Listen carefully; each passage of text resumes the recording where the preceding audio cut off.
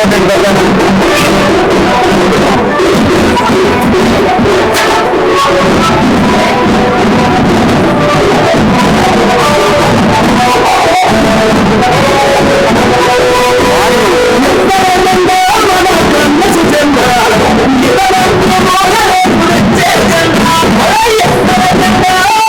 తెలుసు కాంగ్రెస్ పార్టీయా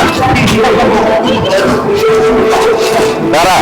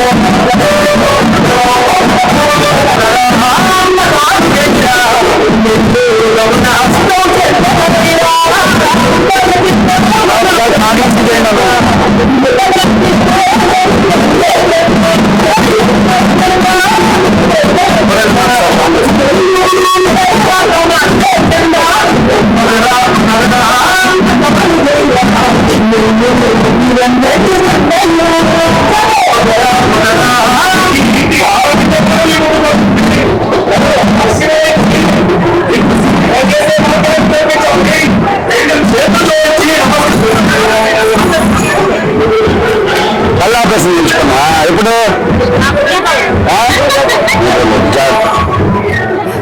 సరే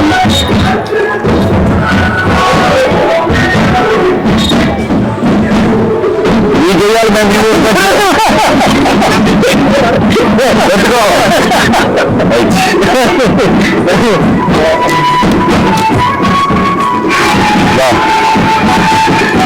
भाई कांग्रेस कोट कर दो भाई एक बार कांग्रेस देखो ना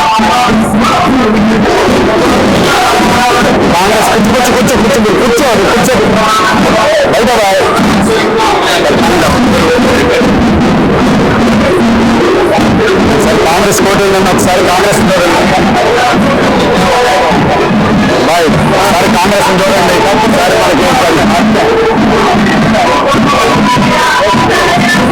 సార్ కాంగ్రెస్ చూడండి ఎందుకంటే అది రాకపోతే కష్టం మనకు మళ్ళీ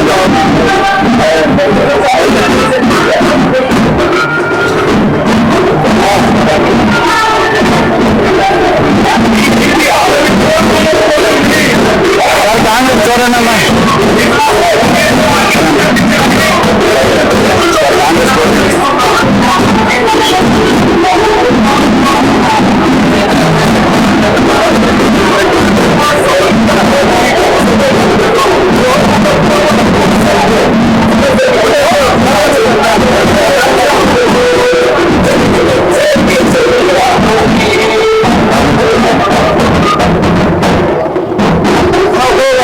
కాంగ్రెస్ పెట్టేసి రాజు ఎందుకన్నా అక్కడ దగ్గర జాబ్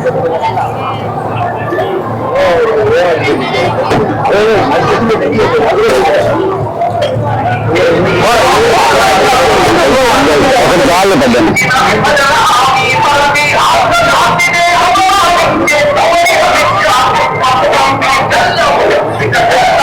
మా కాంగ్రెస్ కోటేదన్నా పెద్దానా కాంగ్రెస్ కోటేది పెద్దానా కాంగ్రెస్ కోటేది ఒకసారి అస్సలు చెప్తే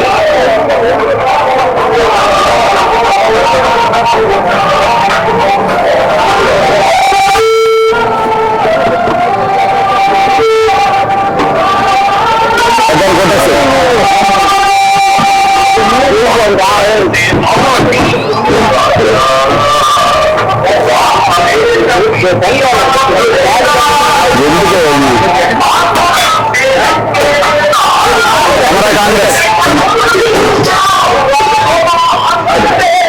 भाई कांग्रेस को एक बार दे दो भाई हमारा कांग्रेस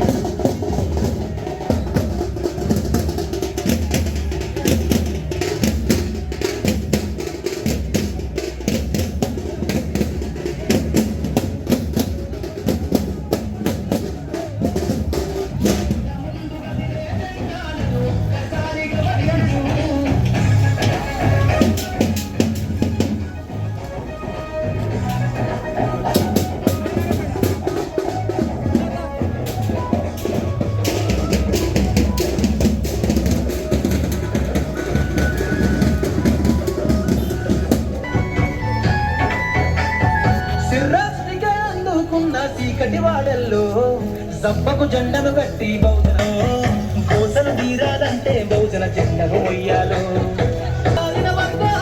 అధికారం దక్కాలంటే బానిస బతుకులే పోయి మారో రావాలి బహుజన వాదం ఎత్తాలే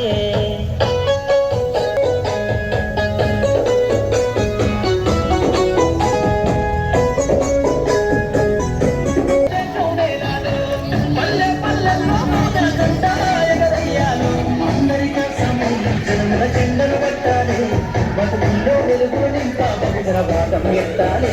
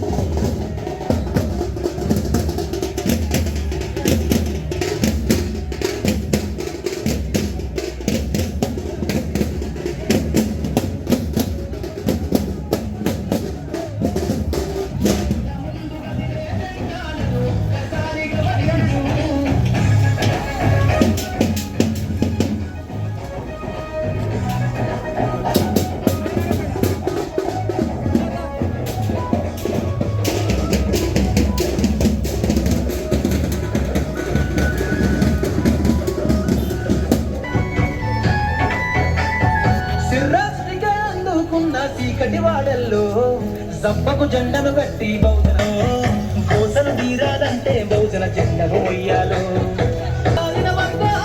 అధికారం దక్కాలంటే బానిస బతుకులే పోయి మారో రావాలి బహుజన వాదం ఎత్తాలే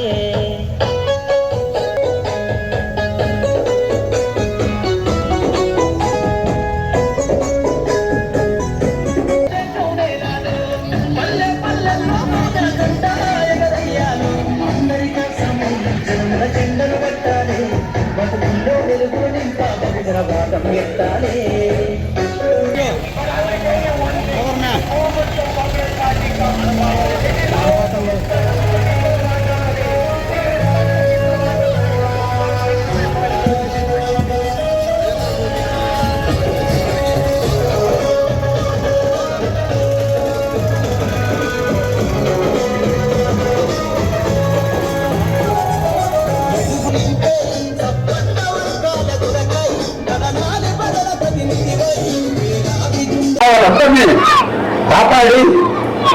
కార్యక్రమాలు చేసిన పార్టీ కాంగ్రెస్. మొదటి నుంచి ఈ కాంగ్రెస్ పార్టీ దేశ స్వాతంత్ర్యం కోసం ఎంతో పాటుపడింది. స్వాతంత్ర అనంతరం ఒక్క కమ్యూనిస్టుల పుత్ర ప్రదర్శనలో తప్ప కాంగ్రెస్ పార్టీలోనే దేశం కోసం ప్రాణాలు అర్పించారు. కనుక ఇప్పుడు శ్రీ కిరణ్ కుమార్ రెడ్డి గారు వెలుకలు ఉత్సాహవంతులు మనబేరు మండలం అత్తంపేట గ్రామస్తులు. ఆయన సొంత ఖర్చులతో ఒక హై స్కూల్కు 2 కోట్ల రూపాయలు విరాళం ఇచ్చి హై స్కూల్ అభివృద్ధి చేశారు. ప్రైవేట్ స్కూల్తో పోటీగా 26 లక్షల రూపాయలు పెట్టి ఒక బస్సు ఇచ్చారు. ఆ పిల్లలందరికీ బూట్లు, బ్యాగులు అన్ని సౌకర్యాలు చేశారు. అదేవిధంగా ఆయన మనందరికీ అందుబాటులో ఉండి ప్రతి ఒక్కరికి మనకి సహాయపడగలని మనందరిలో కలిసి కాంగ్రెస్ పార్టీకి అత్యధికంగా ఓట్లు వేసి శ్రీ కిరణ్ కుమార్ రెడ్డి గారిని మనకి పరిచయ వ్యక్తులైన శ్రీ ఎంపీ కె రావు గారికి ఓట్లు వేసి అత్యధిక మెజార్టీతో గెలిపించగలని మనవి చేస్తూ ఉన్నాను.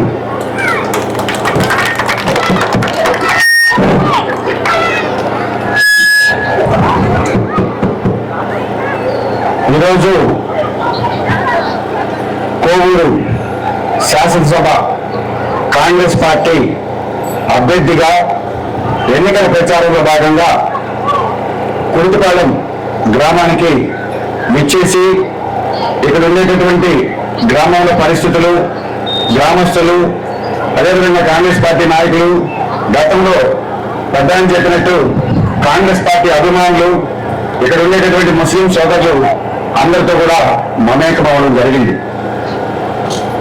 ఈరోజు ఈ యొక్క కోవూరు శాసనసభ నియోజకవర్గానికి సంబంధించి ఓటర్లు వివేకవంతులు. ఎందుకు చెప్తున్నాను ఈ మాట అంటే, గతంలో ఇదే కోవూరు శాసనసభ నియోజకవర్గానికి ఒక గిరిజన మహిళ ప్రజారాజ్యం మీద పోటీ చేస్తే 30,000 ఓట్లు నేను వేశారంటేనే కోవూరు శాసనసభ నియోజకవర్గ ఓటర్లు ఏ విధంగా ప్రజాస్వామ్యంలో ఒక దళితులు, గిరిజనులు, బడుగు బలహీన వర్గాలను ఆదరిస్తారని దానికి అదొక ఉదాహరణ. ఈరోజు కోవూరు శాసనసభకు సంబంధించి ప్రధానంగా 3 పార్టీలు పోటీలో ఉన్నాయి.